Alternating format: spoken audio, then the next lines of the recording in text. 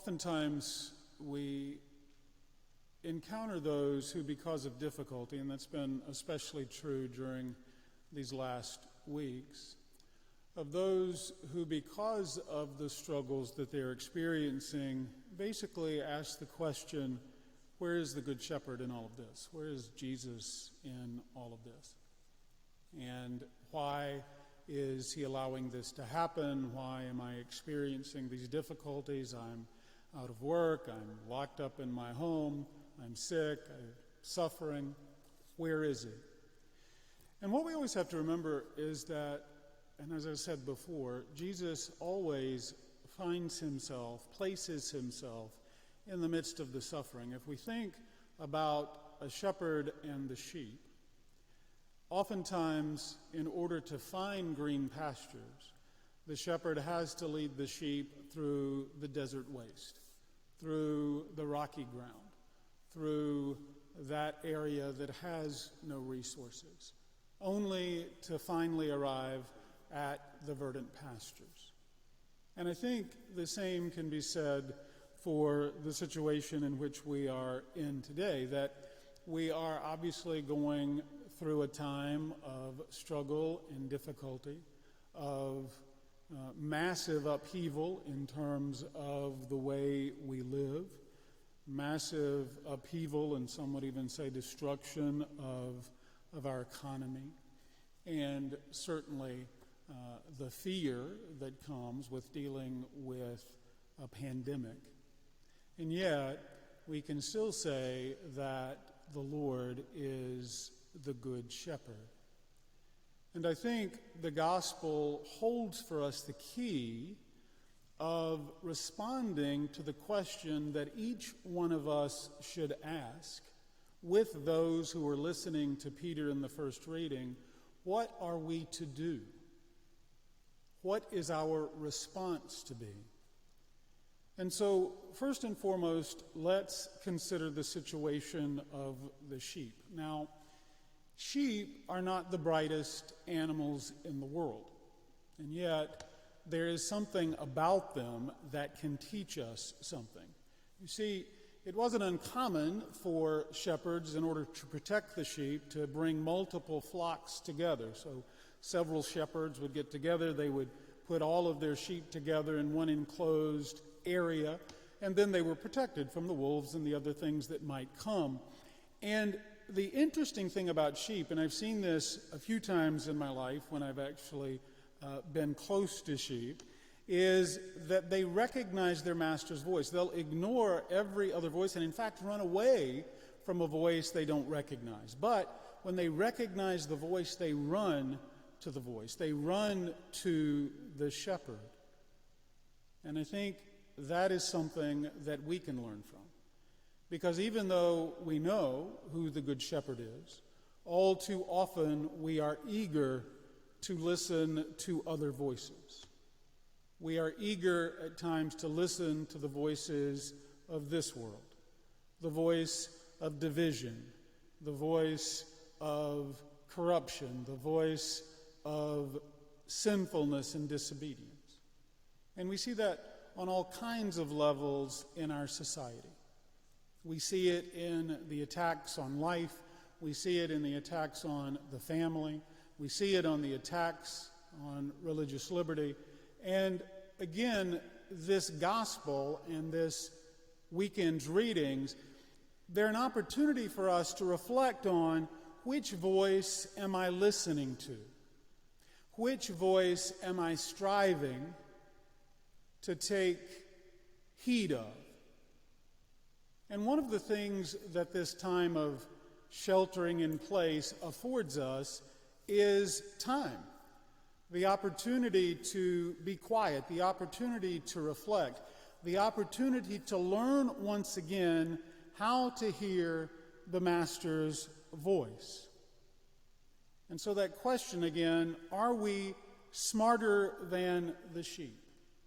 Are we truly listening for the voice of the Master? Or are we allowing the other voices that seek to permeate and to infiltrate our lives to take the fore? if we are smarter than the sheep, then we know how to be discriminating. We know how to distinguish the voice of the master from the voice of the wolves and the robbers. We know how to distinguish that voice because we are immersed in the Word of God.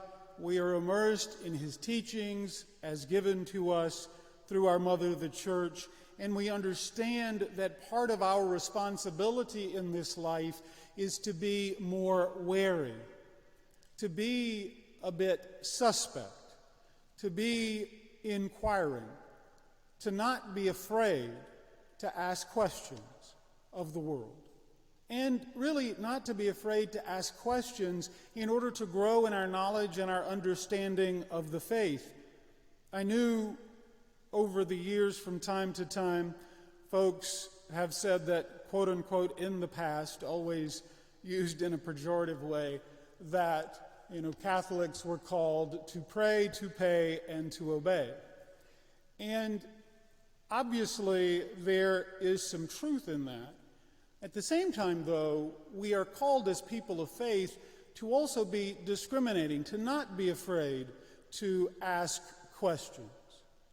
The law of the Church actually says that the faithful have a right to present their needs to their pastors, have a right to question, always in a respectful, charitable way, but also recognizing that every single one of us has a part to play in God's plan of salvation.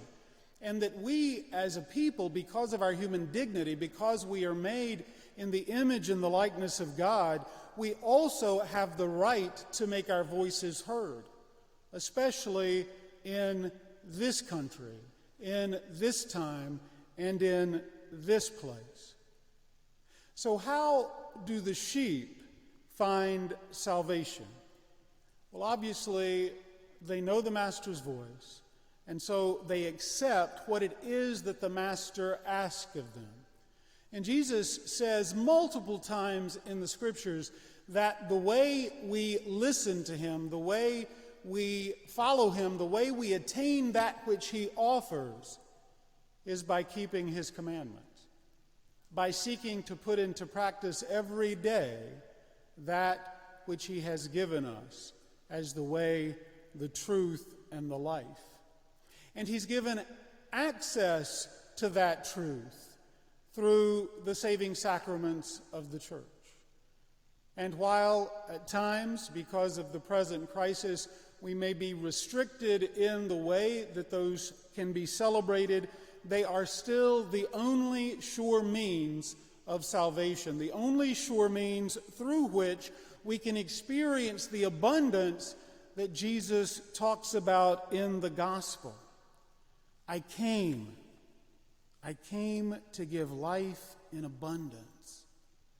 I came not to be selfish with my life, not to be selfish with my grace, not to be selfish with what I poured out on the cross, but to give it in abundance, to wash over you, to purify you, to transform you, so that you can always hear my voice, so that you can follow the path that leads to heaven, so that you will always know that I am with you in the midst of the desert, in the midst of the difficulty, in the midst of the tribulation, and that my goal, as I told you in the 23rd Psalm, is to lead you to green pastures and to allow your cup to run over because of your faith in me. And I think there's something to be said for us also in this present situation, and I think it's important that we understand this. No one can argue that we as Catholics over these past weeks have been good citizens. We've been obedient. We've done everything we can to cooperate with those requirements, those restrictions that have been put into place in order to make our communities safer. At the same time, we also recognize in more than one place where government officials, well-meaning perhaps, but have overstepped their bounds and their authority in determining how religion can be practiced. An example was this past week when some in the county determined that while drive-in services were allowed, communion was forbidden. Obviously, they have no competence to say such things, and luckily they walked that back. At the same time, I believe that as May 8th approaches and as phase one of the governor's plan is coming up, so too, I think we, being reasonable, have to also recognize that perhaps it's time for us as Catholics, as followers of Jesus, to make our voices heard. It makes no sense to me that 50 or more people can be in a supermarket and no one is allowed to be in a church.